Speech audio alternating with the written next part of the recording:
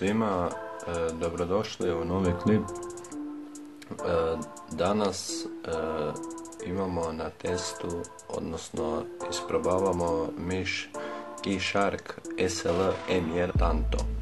Vidimo da je miš lijepog izgleda, što je najvažnije i dobro upada u ruku, ali da se mi najprije bacimo na kutiju. Dakle, kutija je isto tako vrlo atraktivnog izgleda. Od pozadi imate sve objašnjeno, što je jako lijepo i ne znam, ove sličice su kao odsijavaju se isto, što je, znači kutija je vrlo lijepog izgleda. Ovdje vam pišu specifikacije miša, ide do 5000 dpi, 7 tipki i RGB osvjetljenje ima, kao što i vidite na mišu. Idemo najprije vidjeti kutiju.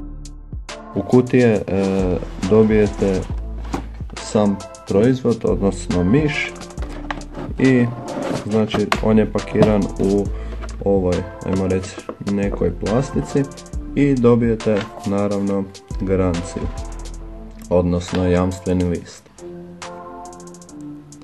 Sad se bacamo na sam miš. Miš, kao što smo i rekli, je jako lijepog izgleda.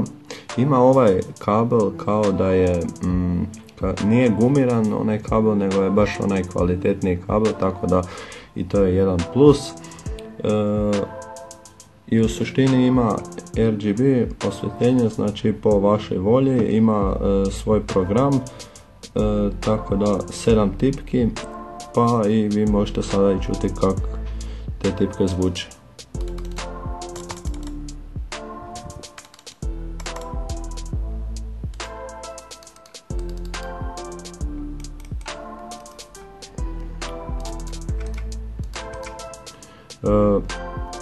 Evo sad ste čuli, znači sasvim normalno.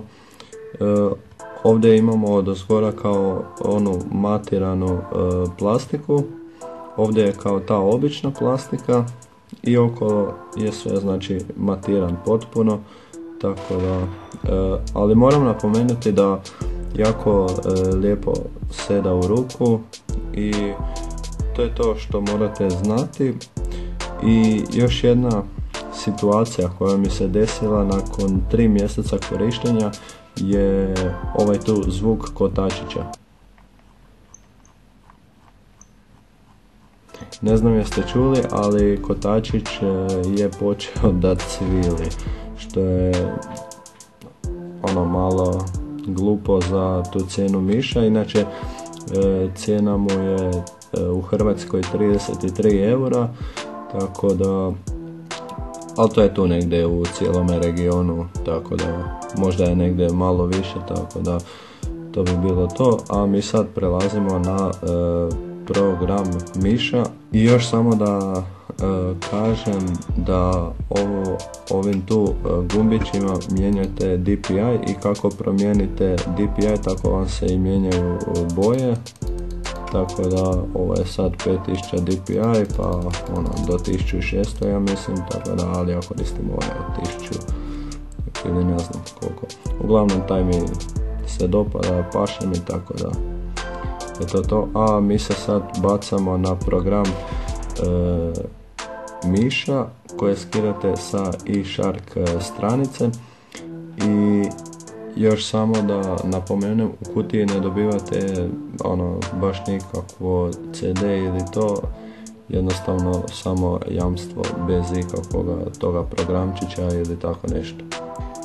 Tako da evo nas u programu i kao što možete vidjeti, znači ovdje vam možete mijenjati za što će biti koji gumb. Ovdje možete mijenjati DPI svake razine koju promijenite na ova dva gumba. Možete mijenjati boju Vi možete kao ovdje speed, koliko će brzo ići. Možete odabrati boje, na primjer zelenu ćemo isključiti, ovu ćemo isključiti, rozu, ljubičastu, ja sad imam samo plavu i crvenu, uključimo zelenu, ima 3 boje i tako igrate se, tako da možemo skroz isključiti RGB, tako da ovdje možete znači brzinu miša mijenjati, odnosno osjetljivost miša, brzinu kotačića i ovdje vam je ovaj pulling rate. Ja mislim da to se ne treba dirati osim ako niste baš neki gamer, tako da ovdje si možete napraviti profil ako si nešto hoćete spremiti i tako to.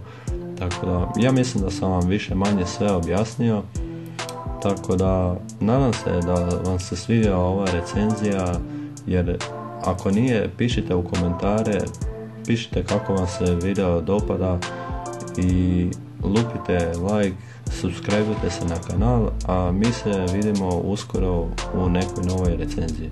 Do tada veliki pozdrav i čao!